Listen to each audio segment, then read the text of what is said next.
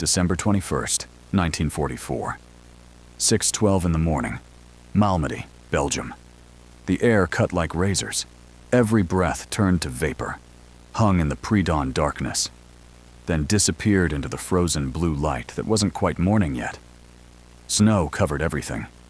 Ruins, shattered brick, broken factory windows, iron beams twisted by artillery fire into grotesque sculptures. The war had transformed this industrial town into a graveyard of metal and stone. Inside the skeleton of an abandoned coal processing plant, Private Francis Sherman Curry crouched beside a blown-out doorway, 19 years old, freezing, alone. In his frostbitten hands, he held a single-shot bazooka, borrowed, untested, possibly faulty. Nobody knew if it would even fire. Slung across his back, a .30 caliber machine gun rattled against his gear with every movement. Too heavy, too awkward. But he'd need it. He knew he'd need it. His position was fully exposed, barely 30 yards from a narrow bridge. The bridge the Germans were expected to cross. Any minute now. No sandbags, no cover, no backup. Just broken stone and a last-minute plan that everyone knew was suicide. Curry wasn't a hero in that moment. He was terrified. His hands shook, not just from cold, from fear, from the absolute certainty that he was about to die. Behind him, inside the factory ruins, 5 wounded American soldiers lay trapped beneath collapsed masonry, pinned, unable to move, unable to run. If the Germans crossed that bridge, if their tanks rolled through, those men would die, crushed beneath treads, or executed where they lay. And behind those 5 men, an entire division. Thousands of Americans, already exhausted, already retreating, already losing. If the panzers broke through here, they'd cut the supply lines, encircle the troops, end the defense. One bridge, one frozen morning, one 19-year-old kid with a faulty bazooka. Curry could have run. Nobody would have blamed him. The other anti-tank teams had already been wiped out, overrun, destroyed. Their positions marked by smoking craters and burned equipment. But Curry didn't run. Instead, he set up his bazooka at what any officer would call a suicidal angle. Too close to fire safely, too narrow to escape, too exposed to survive. He didn't wait for orders. Orders weren't coming. The radio was dead. The officers were gone. The line had collapsed. He was alone. And he knew, with absolute clarity, that he probably wasn't going to make it out alive. But those 5 wounded men behind him, they deserved a chance. The soldiers retreating down the road, they deserved time. The division regrouping 2 miles back, they deserved a fighting chance. So Francis Curry stayed. He positioned his bazooka, checked the sight, loaded the single rocket he had, and waited. The sound came first. Low, metallic, the grinding of tank treads on frozen stone, getting closer, closer. Then voices. German. Sharp commands echoing through the fog. Then the tremor, the earth shaking beneath him, the unmistakable feeling of heavy armor approaching. Curry's breath fogged the bazooka sight. He wiped it with his torn glove, aimed toward the bridge approach, and through the morning mist, he saw them. German tanks. Panzer Mark Versus. At least 3. Maybe more behind them in the fog. Infantry spreading out on both sides. Support vehicles. Supply trucks. A full assault column coming directly toward him. Curry's finger touched the trigger. His heart hammered in his chest. Every instinct screamed, run, hide, survive. But he didn't move. Because for the next 3 hours, this 19-year-old private, alone, freezing and terrified, was going to hold this bridge. Not because he was the best soldier. Not because he was fearless. Not because he wanted to be a hero, but because someone had to, and there was no one else. This is the story of Francis Sherman Curry, the soldier who chose the suicidal angle, who held off a Panzer advance alone, who saved 5 wounded men and an entire division. Not with superior firepower, not with backup, not with luck, but with the simple, terrible courage to stay when every fiber of his being wanted to run. December 21st, 1944. Malmedy, the bridge, the bazooka, the decision, and 3 hours that changed everything. Who was Francis Sherman Curry? Francis was born on June 29, 1925, in a small town called Loch Sheldrake in upstate New York. Quiet place, trees, lakes, the kind of town where everyone knew everyone. He lost his father when he was 12 years old, a loss that changed everything, changed the family, changed Francis. His mother and grandmother raised him. Tough women, strong women. They taught him resilience, taught him that when life knocks you down, you get back up. No complaints, no excuses. You just do what needs to be done. Francis wasn't a scholar. School didn't come easy. He wasn't an athlete either. Wasn't the kid who stood out in a crowd. But he was the kid who disappeared into the woods for hours. Built tree forts. Fixed broken things. Could take apart a radio and put it back together just to see how it worked. He was quiet. Thoughtful.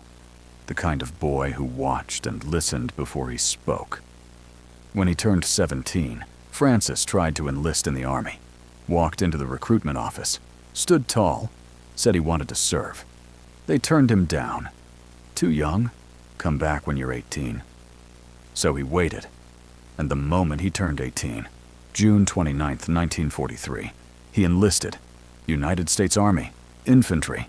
He trained as a rifleman, learned to shoot, to march, to follow orders, to survive. In early 1944, Francis was shipped to Europe with the 30th Infantry Division, known as Old Hickory, a division with a proud history. Tough soldiers, hard fighting. By December 1944, Francis had seen combat. France, Netherlands, Germany. He'd watched friends die, heard the screams of wounded men, smelled burning flesh and gunpowder. He'd fired his weapon in fear, in anger, in grief. But nothing could have prepared him for what was coming in the frozen forests of Belgium. The Battle of the Bulge. On December 16, 1944, Adolf Hitler launched his last desperate gamble on the Western Front. Operation Watch on the Rhine, later known as the Battle of the Bulge. Over 200,000 German troops, more than 1,000 tanks, surging through the Ardennes forest under cover of snow and fog. The goal: split the Allied forces in two, capture the port of Antwerp, force a negotiated peace. The American forces stationed in the Ardennes were exhausted, under-equipped, spread thin. They weren't expecting a major assault. It was supposed to be a quiet sector. It wasn't. The German offensive hit like a sledgehammer. American lines collapsed. Communication broke down. Units were scattered, surrounded, destroyed. Curry's unit, Company K, 120th Infantry Regiment, 30th Infantry Division, was posted near Malmedy, Belgium. Their orders were simple: hold the line, protect the road network that led deeper into Allied territory. But within hours of the German attack, everything fell apart. Anti-tank guns were destroyed, communication lines cut, troops forced to retreat. By December 21st, Curry found himself and a handful of soldiers holding a voyage, weak defensive position around a ruined coal factory beside a critical bridge. The Germans were advancing. The road was exposed. There was no time to wait for reinforcements. And Francis Curry, Quiet, thoughtful Francis, who'd grown up fixing radios and building tree forts, had to make a decision. Run or stay. Save himself or save the men behind him. He looked at the 5 wounded Americans trapped in the factory, looked at the bridge, looked at the bazooka in his hands, and he stayed. Not because he wanted glory, not because he thought he'd survive, but because in that moment, someone had to hold the line, and there was no one else. Francis Sherman Curry, 19 years old, from a small town in upstate New York, about to face the fight of his life. 6:28 in the morning. The silence broke. It started with sound. Low, distant. The metallic grind of tank treads on frozen ground. Then came the boots, hundreds of them, crunching through ice and snow. German voices, sharp commands. Orders barked in a language Curry didn't understand, but recognized instantly. Then the tremor, the ground shaking, the unmistakable vibration of heavy armor approaching. Curry crawled to the edge of the shattered doorway, peered through the morning fog. What he saw confirmed his worst fears. A German assault column, full strength, infantry, tanks, support vehicles, moving down the narrow road toward the bridge. The lead vehicle was a Panzer Mark 5, turret scanning left and right, hunting, searching for targets. Behind it, more Panzers, at least 2, maybe 3. Hard to see through the fog. Behind them, half tracks filled with infantry, supply trucks, ammunition wagons, a full armored assault, heading straight toward him. Curry's heart pounded. His hands shook. He looked behind him. Inside the factory, the 5 wounded Americans lay pinned beneath collapsed walls, injured during the earlier artillery barrage, unable to move, unable to run. If that column crossed the bridge, those men would die. Crushed, shot, executed. Curry turned back to the road, looked at his bazooka. 1 rocket. That's all he had. 1 shot. A frontal assault against a tank column was suicide. Everyone knew that. You don't fight tanks head-on with a bazooka. You ambush them, flank them, hit them from the side where the armor is weaker. But Curry didn't have time for an ambush, didn't have the position, didn't have backup. What he had was one angle, one narrow window of opportunity. The bridge approach, where the lead tank would be forced to slow down, to navigate the turn, to expose its side armor for just a few seconds. It wasn't a good position. It offered no cover, no escape route. The moment he fired, every German soldier would know exactly where he was. But it was the only chance. Curry dragged the heavy bazooka across the icy floor, positioned himself behind a collapsed beam near the road edge, maybe 30 yards from where the lead tank would pass. 30 yards. Point-blank range for a tank gun. If they spotted him, he'd be dead before he could fire. His breath fogged the bazooka sight. He wiped it with his torn glove. His fingertips were numb, frostbitten. He could barely feel the trigger. The Panzer appeared, crawling forward, slow, cautious, its turret swiveling, looking for threats. 10 seconds. That's all Curry had. Maybe less. He aimed at the turret base, where the armor was thinnest, where a hit might penetrate. His heart hammered, his vision narrowed, the whole world reduced to crosshairs and steel. He squeezed the trigger. The bazooka roared. The rocket screamed forward, trailing smoke and fire. It slammed into the Panzer's flank. The explosion was deafening, blinding. Fire erupted from the tank's side. The turret jerked, stopped. German voices screamed. Confusion, panic. The tank was hit, disabled, maybe destroyed. Curry didn't wait to find out. He dropped the bazooka, sprinted back toward the factory, zigzagging through debris as machine gun fire erupted behind him. Bullets kicked up ice and brick around him, snapped past his head. One tore through his sleeve, missed his arm by inches. He dove through a broken window, hit the floor hard, rolled. His ears rang from the explosion. His hands burned from the bazooka's back blast. But he was alive, and the German column had stopped. Outside, German soldiers scrambled for cover. Officers shouted orders. The disabled Panzer burned. Smoke poured into the fog. Curry grabbed a Browning automatic rifle from a dead soldier's position, moved to a window, started firing. Short bursts, controlled, picking targets. German infantry advancing on the factory. They fell, scattered. Dove for cover. Curry switched positions, moved to another window. Fired again. The Germans didn't know where he was, didn't know how many Americans were in the factory. They just knew someone was shooting. Someone was fighting back. Then Curry saw it. A second Panzer, rolling forward, trying to push past the burning wreck of the first. He didn't have another bazooka rocket. Didn't have anything that could stop a tank. Except, outside, near the factory entrance, lay the body of a fallen American soldier. And beside him, a rocket. One more. Curry didn't think. He ran, sprinted across open ground, bullets snapping around him, grabbed the rocket, dragged it back inside, loaded it into the bazooka, positioned himself near a different window. Waited.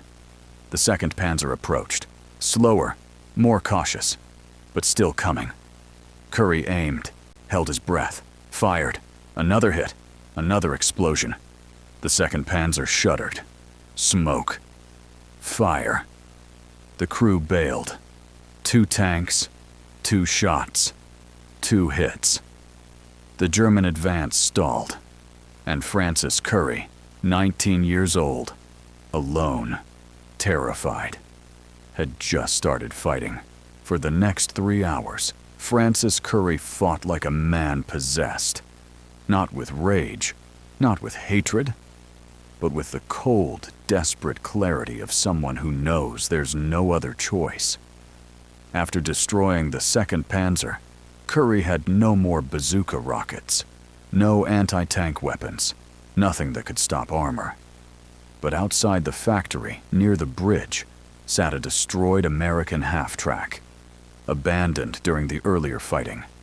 Mounted on it was a Browning .50 caliber machine gun, heavy, powerful, capable of tearing through infantry and damaging lightly armored vehicles. If it still worked. The problem? The half-track was completely exposed, in full view of the German column. To reach it, Curry would have to run across open ground with no cover, no concealment, just ice and snow and enemy fire. It was madness. Curry looked at the wounded men behind him, looked at the gun, made his decision. He slung his rifle, took one last breath, and ran. The moment he broke from the factory, German rifles opened fire. Bullets everywhere, snapping, cracking, ricocheting off metal and stone. Mortar rounds started falling, explosions erupting around him, geysers of earth and ice. Curry didn't stop, didn't look back, just ran. He reached the half-track, hauled himself onto the mangled chassis. The metal was freezing, burned his hands even through torn gloves. A dozen German soldiers spotted him, opened fire. Curry ducked, yanked the bolt on the .50 cal, prayed it wasn't jammed. It wasn't. The gun roared to life, thunderous, savage, drowning out everything else. Curry swept it across the road. The massive rounds tore through German infantry. Soldiers fell, scattered, dove for cover. A third Panzer tried to flank. Curry swung the gun toward it, fired. The rounds couldn't penetrate the armor, but they sparked and ricocheted, forced the crew to button up, close the hatches. lose visibility. The tank veered off course, stopped, reversed. For 20 minutes, Curry held that gun. No cover, completely exposed. Every round fired at him sparked against the half-track's ruined frame. The barrel overheated, smoking, steaming in the cold air. But he kept firing, kept the Germans pinned, kept them from crossing the bridge. Then the gun jammed. Heat seizure. The bolt locked. Curry kicked it, slammed the release. Nothing.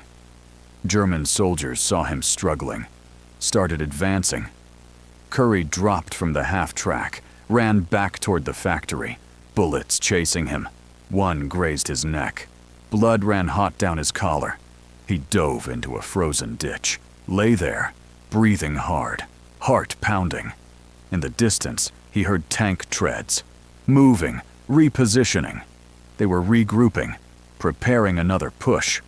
Curry crawled through the ditch, back to the factory. Found an M1 Garand rifle, ammunition, grenades. For the next 2 hours, he fought from the shadows, moved between collapsed buildings, ducking into basements, using broken doors for cover. He picked off German soldiers from upper windows, threw grenades at supply trucks, shot out the tires of vehicles trying to flank. He scavenged ammunition from the dead. American, German. Didn't matter. He used whatever he could find. At one point, he found another bazooka rocket. Just one, hidden in a knocked-out Jeep. He dragged it back, loaded it, waited. Another Panzer appeared, moving cautiously now. Turret scanning. Curry waited until it turned, exposed its side, fired. Direct hit. The tank erupted. Crew bailed. Some on fire. Some crawling through snow. 3 tanks destroyed. Maybe 4. Curry had lost count. His uniform was shredded. Blood soaked his leg from a graze he hadn't noticed. His hands were burned. His voice hoarse from shouting. But he didn't stop. At one point, he paused behind a wall, looked up, saw a German soldier 15 feet away, equally exhausted, clutching his rifle. They stared at each other. 1 second. 2. Neither fired. Both turned and ran in opposite directions. War had broken under the weight of exhaustion. At 9:15 a.m., the Germans launched one final push. 3 tanks, infantry fanning out, covering fire from the rear. Curry had nothing left but his Garand and a few magazines. He climbed to a second-floor window, started firing, targeting tank commanders with open hatches. He hit one in the shoulder. The man tumbled from the turret. The tank halted. Then, distant thunder, American artillery. Finally, reinforcements were coming. The German advance staggered. Officers pulled troops back. Tanks reversed. By 9:30, the road was clear. Curry limped back to the factory. The 5 wounded men were still alive. He sat beside them. Snow fell through a hole in the roof. For the first time in 3 hours, no one was firing. They had survived. Because one 19-year-old soldier had refused to run. When the smoke cleared, Francis Curry didn't feel like a hero. He felt like he was dying. His body throbbed with pain. Leg, arms, neck, hands. Everything hurt. He hadn't slept in 36 hours. Hadn't eaten in nearly a day. The cold was biting harder now that the adrenaline was fading. But the bridge was still standing. Unoccupied. Unbroken. The Germans hadn't crossed. Behind him, the 5 wounded Americans were alive. Barely, but alive.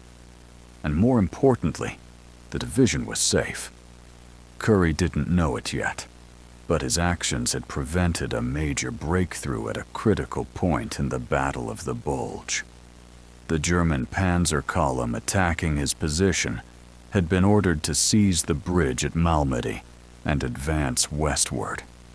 Cut supply lines, encircle American forces. Curry's resistance had delayed them long enough for reinforcements to arrive from the rear. According to post-battle reports, the German column was forced to divert south, where it was later pinned down and destroyed by American artillery and air support. The 3 hours Curry bought, those agonizing, impossible 3 hours, helped collapse one of the last aggressive pushes of Hitler's winter offensive. He didn't know that. Not yet. All he knew was that they were alive.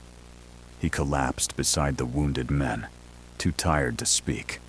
For a few minutes, they just sat there, shaking from cold, from fear, from the weight of survival. When an American patrol finally reached the factory, they found Curry on his feet, rifle slung low, face streaked with dirt and dried blood, giving water to one of the wounded. The officer in charge asked, "Who's in command here?" Curry answered simply, "I don't know, sir. I was just trying to keep them alive." That humility would become the hallmark of his legacy. The investigation. Over the next hours, officers pieced together what had happened. The destroyed tanks. 3 confirmed, maybe 4. The recovered bazooka. The scorched half-track with the jammed 50 cal, German retreat. American survival. Eyewitnesses confirmed the impossible.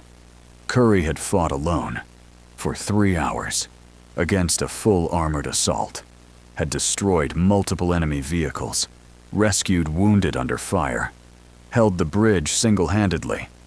Officers were stunned. This wasn't just bravery. This was beyond anything they'd seen. A formal report was filed, witness statements collected, every detail verified. The wreckage spoke for itself. Multiple disabled German tanks, scattered weapons, scorched armor, and the survival of 5 men who should have died. The bridge that held. That patch of road, just a few hundred feet of frozen Belgian stone, remained in Allied hands for the rest of the war. The supply route stayed open. Reinforcements reached the front. The division regrouped. Curry's stand hadn't just saved 5 lives. It had stopped the enemy cold. Literally. And it proved something bigger. Something that would echo through military history. That in the chaos of war, with nothing left but instinct and resolve, one soldier could make the difference. One 19-year-old kid with a borrowed bazooka could hold off a Panzer advance. And win. Word traveled fast.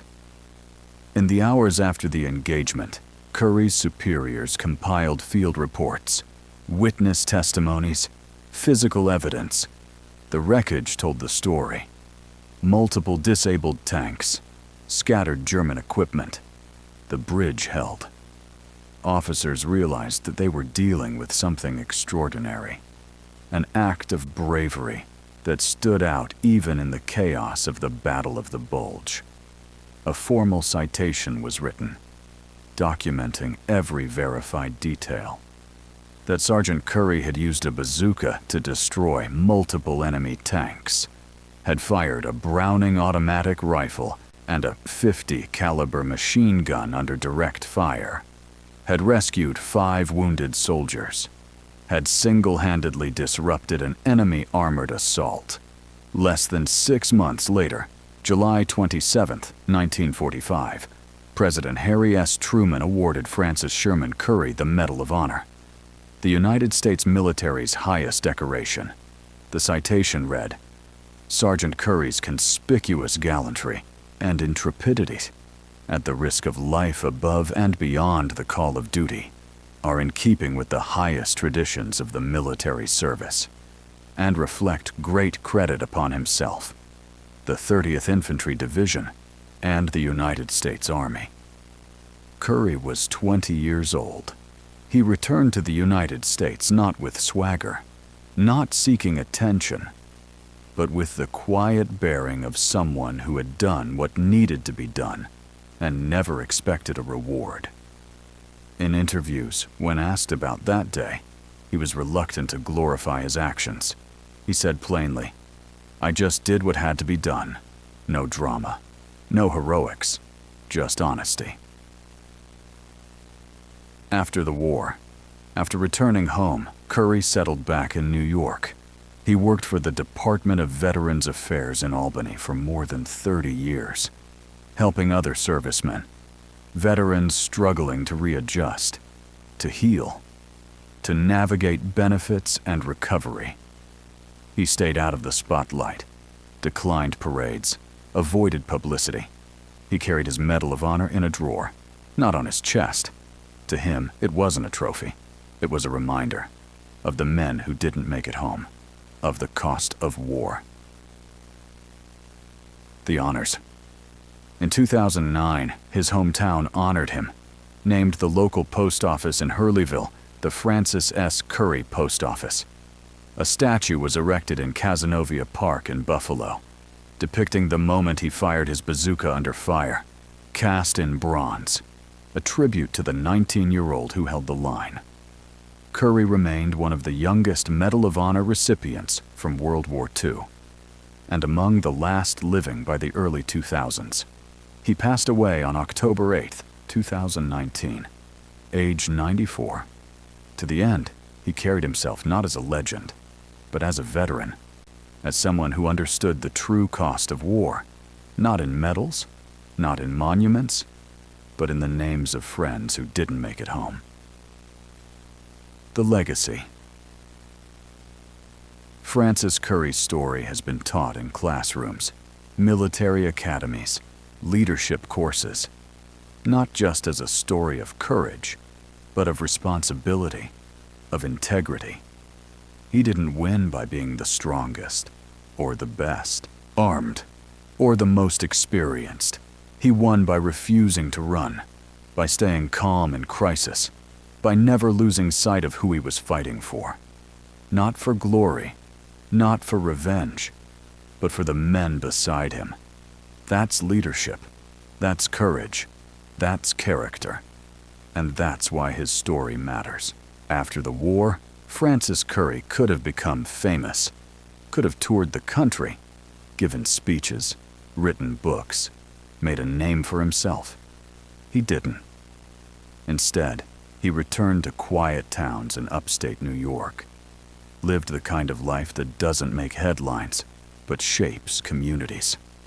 Worked for Veterans Affairs for 3 decades, helping fellow soldiers, not for recognition, but because it needed doing. People who knew him remember a soft-spoken man who carried his Medal of Honor in a drawer, not on his chest. A man who never called himself a hero, who could smile at a child, help an old veteran, fill out paperwork, and speak plainly about life and death. His humility was his strength.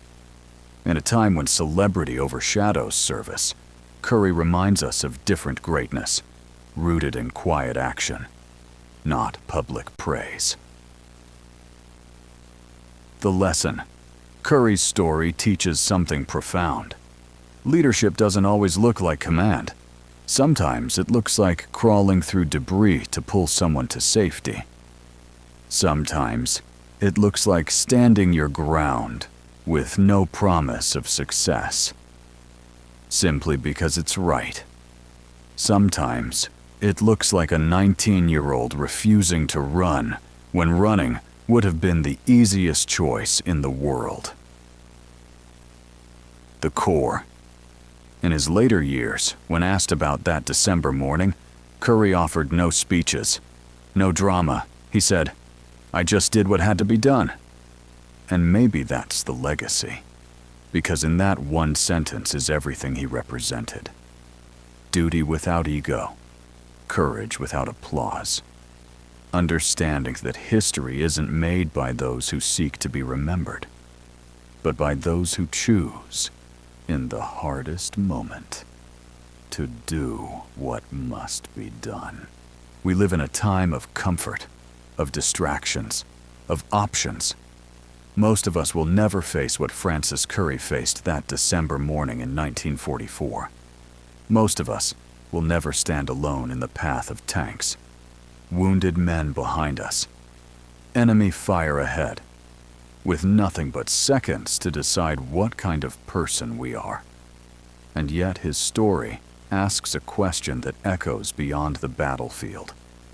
What do you do when no one tells you what to do? What do you do when it's easier to run? When everything in you wants to run, but the moment demands you stay? The choice. Francis Curry didn't hold off a Panzer advance because he was the best trained soldier. He wasn't fearless. He held the line because he made a choice. And that's what's worth remembering. We all face moments, maybe not with rifles and rockets, but with responsibilities and risks, where no one's watching, where there are no instructions, no applause, no guarantees. Moments where someone needs to step up, and there's only you.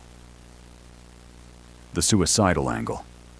Curry's suicidal angle wasn't just a battlefield position. It was a metaphor for every decision that seems doomed, dangerous, impossible, but still must be made. That's what gives this story power. Not just the scale of his actions, but the simplicity of his reason. He saw 5 wounded men. He saw German tanks, and he decided, no one else is coming, so I will stay. The question. So now the question passes to you. If you found yourself in that factory, if 5 lives hung behind you, if everything ahead looked like death, would you stay? Would you fight? Would you choose the suicidal angle? We often think courage is loud, explosive, cinematic. But sometimes it looks like a 19-year-old kneeling in the snow, holding a second-hand bazooka, knowing he probably won't survive the next 5 minutes, and still choosing to pull the trigger. That's courage. That's character. That's why this story matters. December 21st, 1944. Malmedy. The bridge, the factory, the bazooka, and a 19-year-old soldier who refused to run. Francis Sherman Curry held that position for 3 hours, alone, against impossible odds. He destroyed German tanks, rescued wounded men, stopped an armored advance, not with superior firepower, not with backup, not with luck, but with the simple, terrible courage to stay when every instinct screamed to run. The legacy. There's no grand monument to Francis Curry at that bridge. No statue marking the exact spot where he fought. Just a memory, a story, a lesson. That one person can make a difference. That courage isn't always loud. That duty doesn't wait for permission. The final word. Years after the war, a journalist asked Curry if he regretted his decision that morning. Curry thought for a long time, then said, "I regret that I had to, but I don't regret that I did." That answer sums it up perfectly. He didn't want to fight alone, didn't want to risk his life, didn't want to be a hero. But he understood when rules became obstacles, and he had the courage to act anyway. 1 soldier, 1 bridge, 3 hours. Francis Sherman Curry died in 2019, age 94, quietly, at home. His obituary mentioned his work at Veterans Affairs, his family. 1 line about military service. But to those who study courage, his name means something else. It means standing your ground when no one else will. It means doing what must be done, even when it costs everything. The question remains. What shocked you most about this story? What would you have done in Francis Curry's place? Let us know in the comments.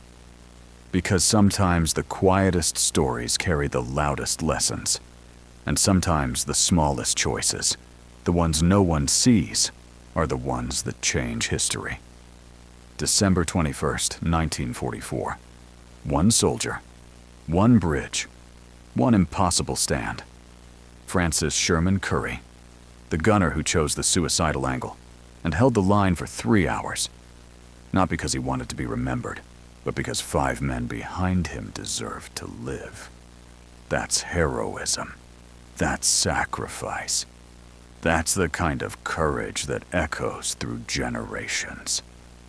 One bridge, one soldier, one choice, and a legacy that will never be forgotten.